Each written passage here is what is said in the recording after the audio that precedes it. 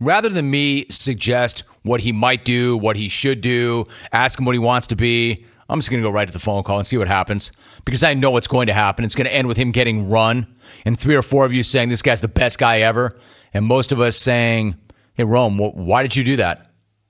Or who knows, maybe he will surprise me. We go to Albuquerque. I know I'll take this call. It'll get run.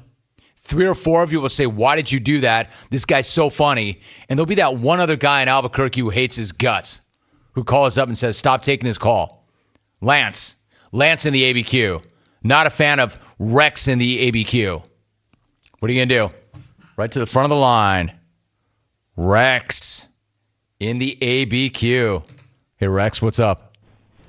Hey, Romy. I'm not a fan of the Raiders or their commitment to excrement, but these guys need to stop stepping on their own junk every chance they get.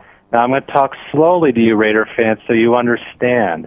You don't pay a quarterback $20 million per year after one good season. At least have him back it up with another before betting the franchise on him. Another thing that Al Davis's idiot son doesn't realize is that games are won on the lines.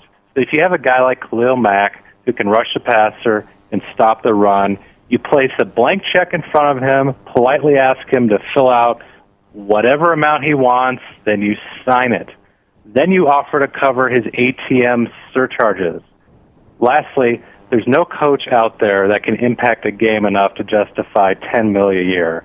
Last time I checked, Chucky wasn't under center or hand-checking Antonio Brown at the line of scrimmage. And, Romy, just finally, you say that Hawk is the ultimate cooler. I say it's Winston Churchill. Who yells out his name when they're hanging out with their friends? And I mean hanging out. That's not a good call. No. You don't like that call. I don't like that call. Not a very good call.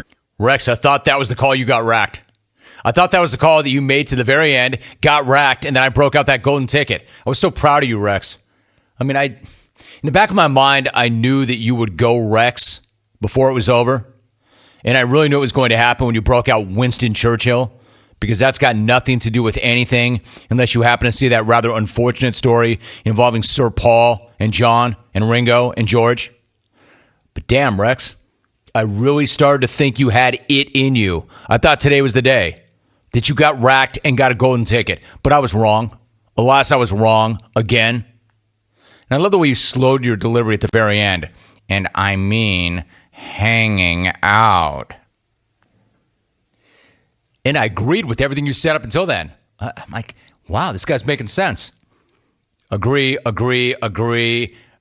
And then, Romy, what about Winston Churchill? And guys yelling, why would you yell his name while you're all around there just hanging out? I don't know, Rex. Why don't you just let it be? Don't call this show. Just let it be, Rex. Keep Winston Churchill name out your mouth, Rex. Hey, Rex. Allow me to whisper words of wisdom to you. Rex, stop calling. Stop calling and doing things like that, Rex. You're embarrassing yourself and your family, and Lance hates your guts. Let it be, Rex. Yeah, I'm really surprised that story jumped today. We'll be talking about that next week, except we're not talking about it. 1-800-636-8686. Rex is done. He's had his fun. Keep moving.